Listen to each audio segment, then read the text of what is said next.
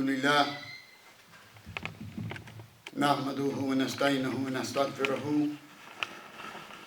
ونعوذ بالله من شرور أنفسنا ومن سيئات أعمالنا من يهده الله فلا مضل له ومن يضلل فلا هادي له أشهد أن لا إله إلا الله وحده لا شريك له وأشهد أن محمدا عبده ورسوله يا أيها الذين آمنوا اتقوا الله حق تقاته ولا تموتن إلا وأنتم مسلمون أما بعد يا أيها الذين آمنوا كتب عليكم الصيام كما كتب على الذين من قبلكم لعلكم تتقون.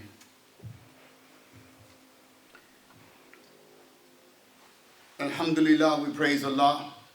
We seek His aid, His forgiveness. We seek refuge in Allah from the evils of our own selves and from the harm of our own wrongdoing. Whomsoever Allah guides, no one can lead astray. Whomsoever He leads astray, no one can guide. And I bear witness that there is none worthy of worship except Allah, who is one without any partners. And I bear witness that Muhammad sallallahu alaihi wasallam is His servant, His messenger. O believers, fear Allah as He should be feared and do not die, except as a Muslim. Alhamdulillah. And Allah subhanahu wa ta'ala says, again, O you believe, fasting is prescribed for you as it was prescribed to those before you, that you may learn self-restraint.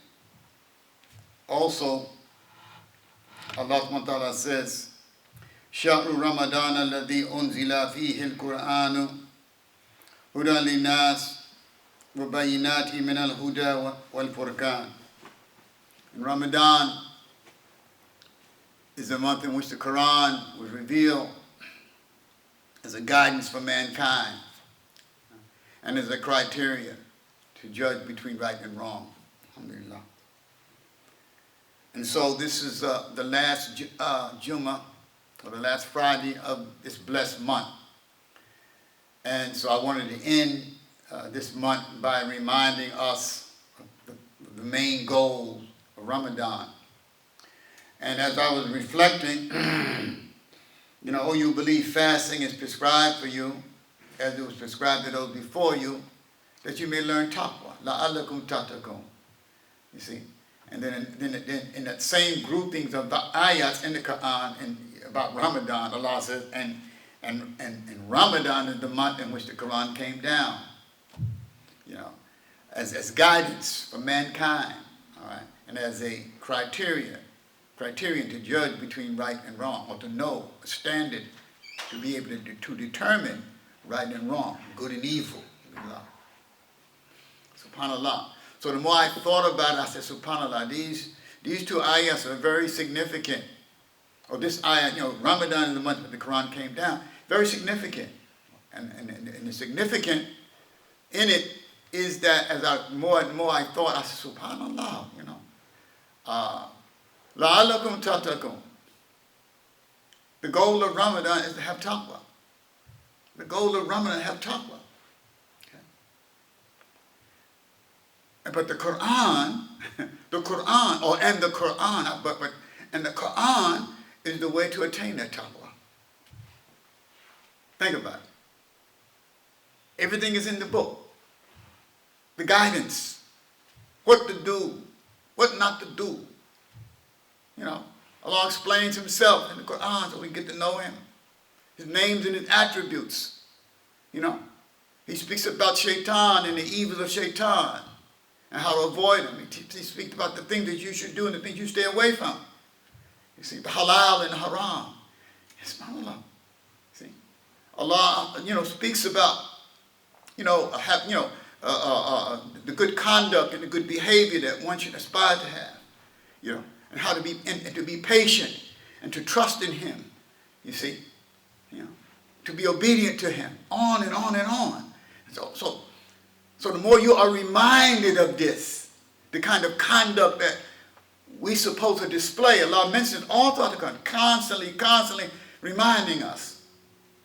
So, so if you fast and you don't connect with the book, you don't have a complete fast. You lost.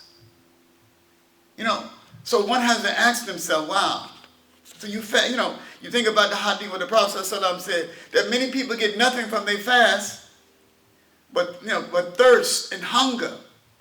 Thirst and hunger. They didn't drink, they didn't eat. You see, so they didn't gain. You see, so when you think about the meaning of that, man, there's more to just giving up the food and the drink. More to it than that. It's about getting the guidance, of Allah subhanahu wa ta'ala in His book, to enhance and grow your iman and your taqwa to Allah. You see, and it starts with Quran. You can't do it. There's other things we do to get taqwa, things that we practice in terms of our salah and things like that. But the Quran is major. You can't attain it because you don't know what Allah wants you to do. So you have to be connected. So I thought about this. I said, SubhanAllah, let me end Ramadan just reminding us, we have today's last day, today or maybe to tomorrow. Maybe today, maybe tomorrow. We got a day or 2 days left. You see? So did you read Quran, people? That's my question to you. It's a rhetorical question. How much Quran did you read? Did you reflect? Did you read Allah's book? You gave up the food and drink, but did you read Allah's book? Did you connect with Allah's book? Did you reflect upon His guidance and what He told you to do and what He told you not to do? See, now that Ramadan is almost over, Ramadan is just about over now. When the gates of Shaitan, the gates that's locked for hellfire and Shaitan that's chained, now he'll be, the gates will be open again, and Shaitan, the devil, is unleashed. What do you have to fortify yourself? But more so, what did you have to fortify yourself during the month of Ramadan? You see? Were you connecting with the book? Were you reflecting on the book of Allah subhanahu wa ta'ala? You see? Because that's where the taqwa comes from. The Quran is, one of the names of the Quran is the dhikr of Allah, the dhikr, the remembrance. And the more you remember Allah, the more your faith grows, the more you become closer to Allah subhanahu wa ta'ala. And the scholars of Islam say the greatest dhikr is the book of Allah subhanahu wa ta'ala. So that's what we're supposed to be doing in Ramadan. Reading Quran more than anything. So I ask you again, rhetorical question. Did you read Allah's book? Did you connect with Allah's book? How much time do you spend with Allah's book? And how much time do you spend trying to understand what Allah wants you and me to do? Did we do that? This is a great lesson here. I don't know. And this is one of the takeaways I wanted to share with you today in terms of Ramadan is over. So one of the major takeaways, of course, is taqwa. The goal is to learn how to be pious and God-fearing and righteous, to be a good Muslim and obedient Muslim to Allah subhanahu wa ta'ala. That's what Ramadan is about. You see, if we didn't get that, we squandered Ramadan. We squandered it. We wasted it. Did I become better? Or is it business as usual when Ramadan is over? I go back to, same old ways, man. Brothers and sisters, this thing is serious. The book of Allah is paramount in gaining taqwa. How are you going to gain taqwa, the consciousness of Allah, the fear of Allah, without being connected with Allah's book? So I ask you again, did you read Allah's book? Did you read it? Did you recite it like it's supposed to be recited? Did you understand what you were reading? And I don't mean did you read the whole book. No, I ain't talking about reading the whole book. If you read Surah Al-Baqarah every day, just to capture some of the wisdom and the good, just in that one surah, if you spent the whole month studying Surah Al-Baqarah, studying some of the tafsirs and what the imams and the scholars have said about, just studying that. Or if you just took one surah and became absorbed in it most of your time, you want to understand what Allah is saying and what Allah wants you to do. It's good. Because sometimes we want to rush and we want to finish cover to cover and say, well, I finished, so forth and so on, like some of our salaf used to do. You see, they used to read Quran, Imam Shafi. I mentioned this before early on in Ramadan. Imam Shafi, Imam Abu Hanifa, who finished the Quran 60 times. Twice a day. Imam Malik, when Ramadan came, he stopped teaching hadith. Closed the books. I'm going to get into Allah's book. Why? Because that's the criterion. That's the book that's going to enhance your taqwa. So brothers and sisters, if we didn't read the Quran, and we didn't try to get any understanding what Allah wants us to do, you missed it. You missed it. But it's not too late. We got today and tomorrow, inshallah.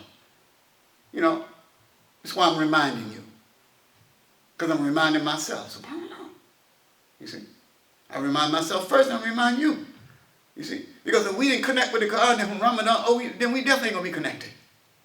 We're not going to be connected. We're going to go about business as usual. You know?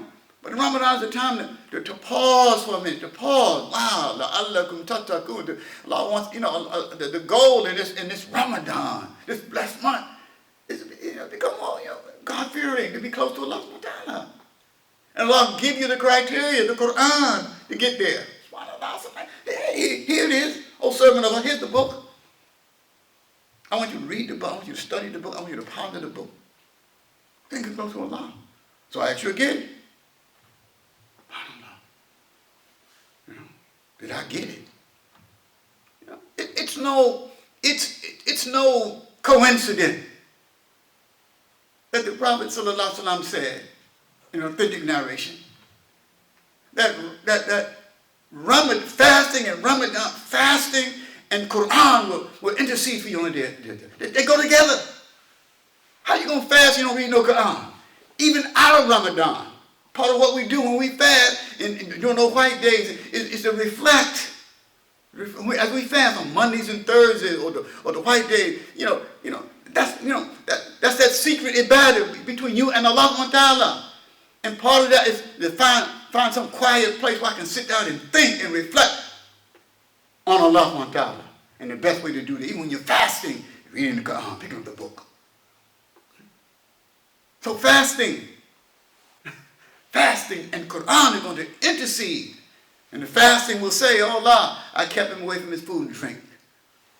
And his desires. So forgive him. And Allah subhanahu wa ta'ala will accept the forgiveness of your fast. Because it was genuine. It was genuine. And the Quran will intercede. Oh Allah, I kept him up. He read me. He was diligent. He was on it. He read me. So forgive him likewise.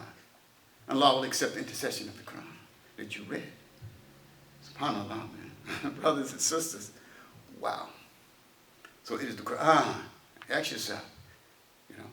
We still got today. We still got tomorrow. And we got the other days to follow after Ramadan. Again, we're supposed to reconnect. We're supposed to connect and reconnect with Quran. Muslims. We don't live the kind of lives where we're connected with the book. We're not connected with the book enough. That's the problem with the Muslim world. We ain't connecting with the book. So Ramadan, to connect with the book. Wake up, servants of Allah. Wake up, oh, you believe. Connect with the book, because the book is the guidance for you. The book is what's going to nurture and develop that taqwa. Without it, you can't. You don't know what taqwa is. You don't know what the fear of Allah is. You don't know what the obedience to Allah is. You don't know right and wrong. The only way you know that is Allah revealed it to you. It's in the book. So when you pick up the book, okay, I know. I understand. This is what my Lord want me to do. This is what my Lord don't want me to do. But if you ain't connecting with the book, brothers and sisters, we'll miss it. So I want to remind you of that, When Ramadan leaves, subhanAllah, stay connected with the book. Stay connected with the book. Continue to read the book. The Prophet ﷺ said, whoever gets up at night, and if one gets up and reads, if one reads 10 ayats, one reads 10 ayats, 10 ayats a night. Meaning Qiyam al-Layl, making Qiyam al-Layl. All right, and we've been making Qiyam al-Layl in Ramadan. We should have been. Whoever recites 10 ayats in Qiyam al-Layl, then Allah will write him down as one of, a person who is not heedless or neglectful. Just to recite 10 ayats, then Allah will write you down as one who is not neglectful. Okay? And whoever recites 100 ayats in one narration, 100 ayats, Quran, you see, then he will be written down as one who is obedient and devout, righteous, I don't know. and one who recites 1,000 ayats a night, he will get a great reward. You can't even imagine what it is. 1,000 ayats a night. Now the scholars of Islam say, even though, reciting these ayats in Qiyam al-Layl is an incentive for us to get up at night and pray, which is what we're supposed to do as Muslims. Get up and recite Allah's book. Get up and read the Quran. That's what we're supposed to do. But we're lazy. We are heedless because we can't do the 10. We can't even do 10. Think about that. So the ulama say that even though this is focused on night prayer, reading Quran, but this is good during the day. It can be applied during the daytime. How many days do we pass when we don't read 10 ayats? And reflect upon those ayats. No wonder we're in the shape we're in. Because we ain't connected like we're supposed to be. So this is merely a reminder as we close out Ramadan. Again, we want to, the goal of Ramadan, like Allah says, you believe fasting is prescribed for you as it was prescribed before you, that you may learn taqwa. Okay. La'alakum tattaqun. How do we get there? How do we get that? Allah's book. You can't get it nowhere else. Allah's book. So Allah didn't leave you, on your own to figure out how to get taqwa. Read the book. When you read them ayahs about the hellfire, oh man, I don't want to go there. But if you don't never pick it up and read it and reflect and you read it, you say, wow, man, I read this ayah about the hellfire and man, you see? Well, I read these verses about going to Jannah and so man, I ain't going to do nothing wrong. I want to get to paradise. You fall in love with the book of Allah. Allah wants to bring it like that. But if you don't pick it up, if you don't read it and you don't study it, like the early Muslims did, they read the Quran daily. So Ramadan reminds us, brothers and sisters, we have a great opportunity this Ramadan to connect with the book so we can be right. So I pray that Allah subhanahu wa ta'ala, allow us, alhamdulillah, to benefit from this brief reminder, about, again, the Quran and its importance, for the remainder of Ramadan and even beyond.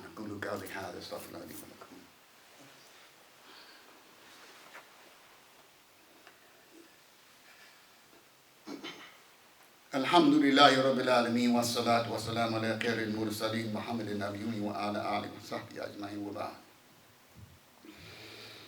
Alhamdulillah.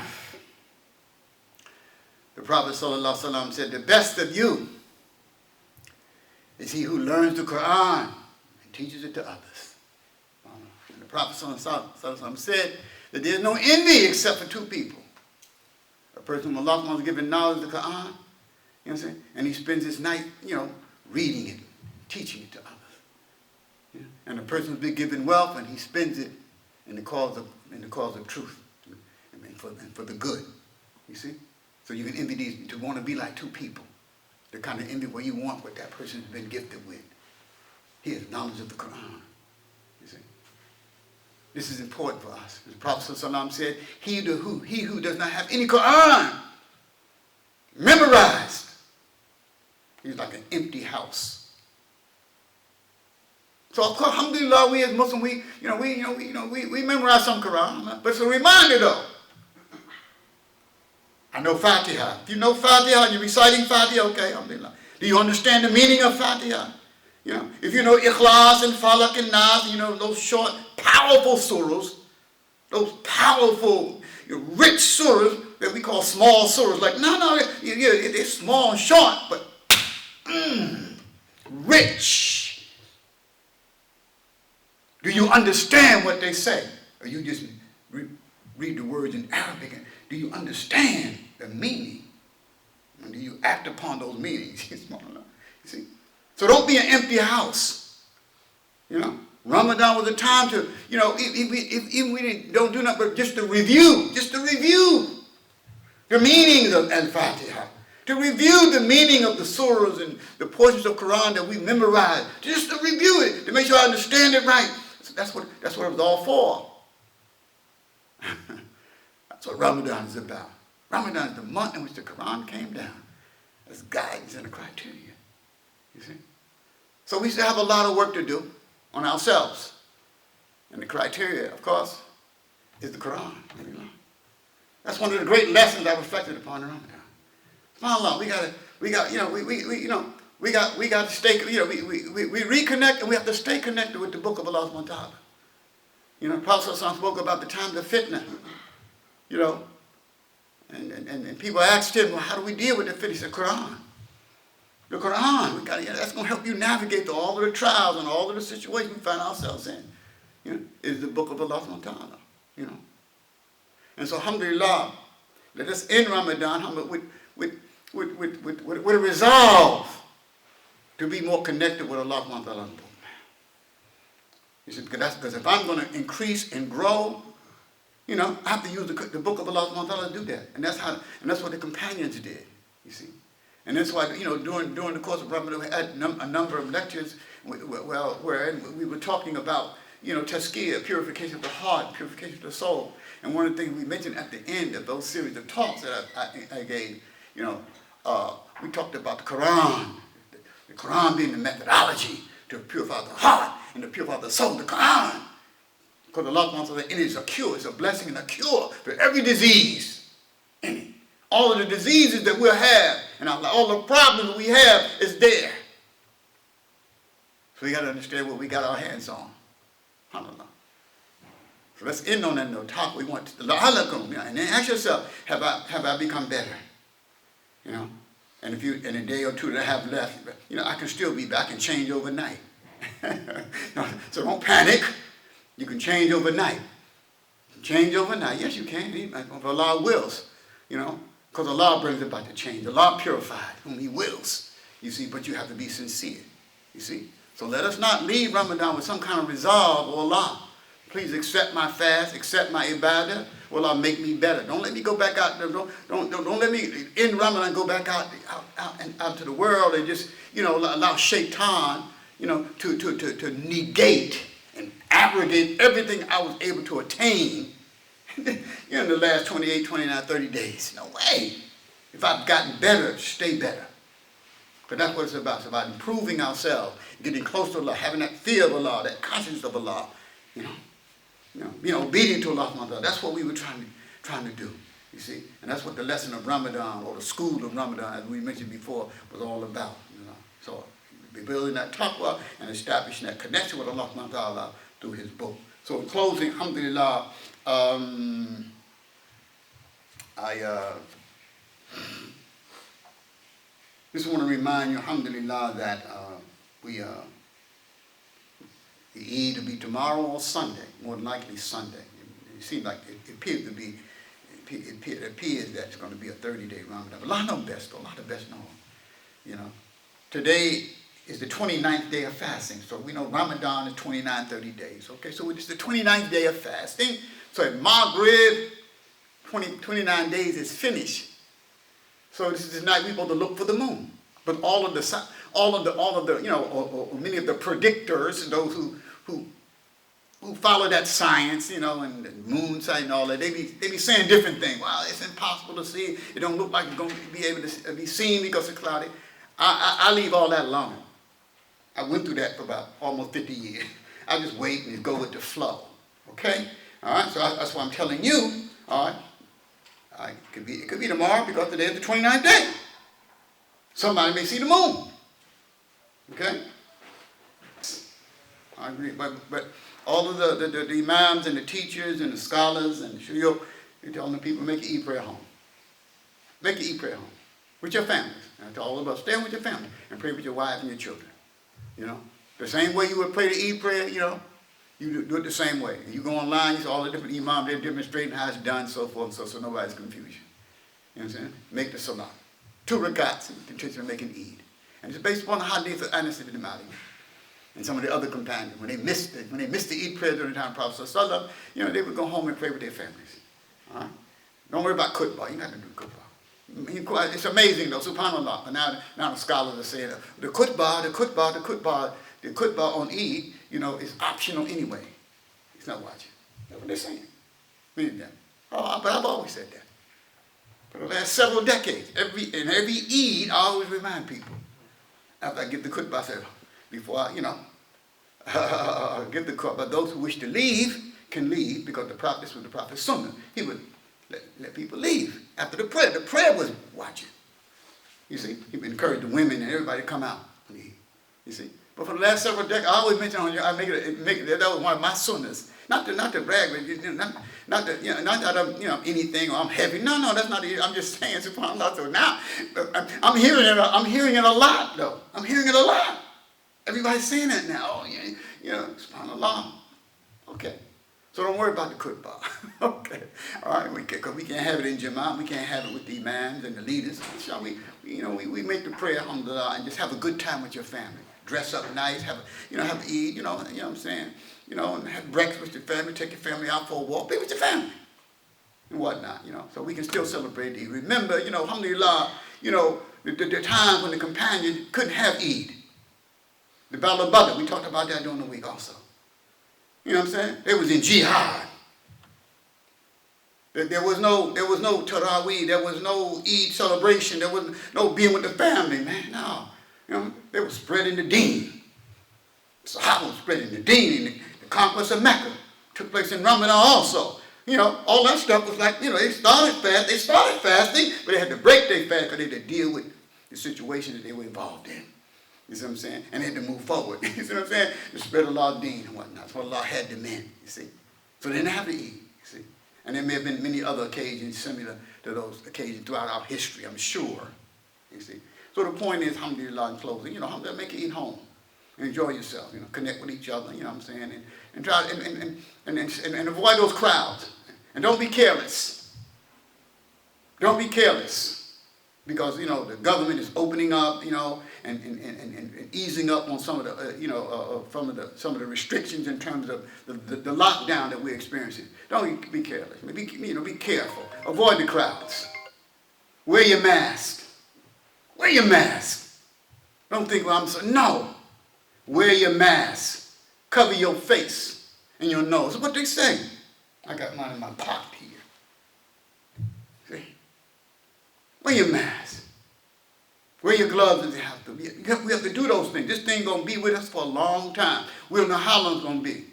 When people talk about going back to normal, the normal, it's going to be a new normal. I went to the store the other day, the Walmart. I wanted to pick up went there to pick up me some weights, really, because I can't go to the gym. I go to get weight, but the line was so long. I said, I forget it, man. I can't. That's the new norm. I said, wow, man. Wow, this is deep. Lines are long. I said, wow, people have to wait. Even when I go to the grocery store, I'm sure you've experienced that. The lines are long, man. I said, wow, all this waiting just to purchase one item. All right. So it's going, so these are interesting times, but Allah will give us strength. Alhamdulillah. We have to continue to be patient. We have to be patient, okay? Whatever calamity is on us, Allah guided on us, and so we have to continue to seek His forgiveness. Alhamdulillah. And that's another thing about Ramadan. Again, we're asking Allah's forgiveness. That's major. That's one of the takeaways of Ramadan. Seeking Allah's forgiveness. You see? Seeking Allah's forgiveness. And we continue to seek Allah's forgiveness even when Ramadan leaves. You see? Because we know we'll make mistakes, we'll make sins. We got to keep working at it, brothers and sisters. We got to keep working at it. And take the lesson from Ramadan, take the lessons from Ramadan and take it out of Ramadan and beyond Ramadan. So may Allah subhanahu wa ta'ala, bless you all. May Allah subhanahu wa ta'ala accept all of your good deeds. The zakat al-fitr, make sure you take care of that. Make sure you take care of it. You can send the money overseas. ISNA relief, ICNA relief, all the different relief organizations, that money get to them quick with a debit card. Get that money out to them people. $10 a head. Your money will go much further than it would go here, overseas. See? But I always say, don't neglect us, though. Spend your money here, but, last minute, you can send money overseas to help those various Muslims who are in some miserable conditions, man. Some miserable conditions. And we still got it easy. Even though we locked down, we still got it easy. We live in easy and luxuriously. Yes, we are. We're still driving our nice cars. We're still moving around.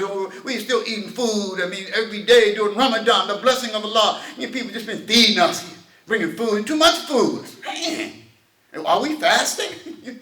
The the blessing from Allah subhanahu wa ta'ala. You see? But people overseas, different parts of Africa, you know what I'm saying, and Asia, and the Middle East, and Allah, the refugees, and all those different places, man, people having it very difficult. You see? So yes, you can send your money there, all right? And don't hesitate. Make sure you take care of that. You know, because the zakat al-fitr had to be paid, you know, before the Eid prayer tomorrow or Sunday. So take care of it today. Don't, you know, take care of it now. Okay, inshallah. And alhamdulillah, as I said, you know, we have one more day, 2 more days, inshallah. So I'm going to continue to stand up at night, continue to seek the blessing of Allah, continue to seek, you know, Allah's forgiveness. Allahumma innaka tuhibbul afwa fa'fu anni. Oh Allah, you are the forgiver, you love to forgive, so therefore forgive me. Alhamdulillah. So we ask Allah subhanahu wa ta'ala to bless our ummah. We ask Allah subhanahu wa ta'ala to protect our ummah. We ask Allah subhanahu wa ta'ala to accept all of our ibadah and all of the good that we did. We ask Allah to give us the strength that we can carry on like we did in Ramadan. Alhamdulillah. You know, to continue to do good, to continue to feed the people, to continue to be helpful to people around us. Alhamdulillah. We ask Allah subhanahu wa ta'ala to accept all of our good deeds and, you know, our families and our children. Alhamdulillah rabbil alameen. We ask Allah subhanahu wa ta'ala to help our ummah, you know, and forgive them their shortcomings, and may Allah subhanahu wa ta'ala, you know, forgive, you know, our deceased, those people have died, you know, as a result of the coronavirus. May Allah subhanahu wa ta'ala heal those who are sick. You know, may Allah subhanahu wa ta'ala bring us ease and relief from this fitna. Inna Allah wa malaikatu yusalluna ala nabi ya ayyuhalladhina amanu sallu alayhi wa sallimu taslima. Allahumma salli ala Muhammadin wa ala Muhammadin kama sallaita ala Ibrahim wa ala ali Ibrahim innaka Hamidum Majid. Allahumma barik ala Muhammadin wa ala Muhammadin kama barakta ala Ibrahim wa ala ali Ibrahim innaka Hamidum Majid. Subhana rabbika rabbil izzati amma yasifun wa salamun ala al-mursalin walhamdulillahi rabbil alamin.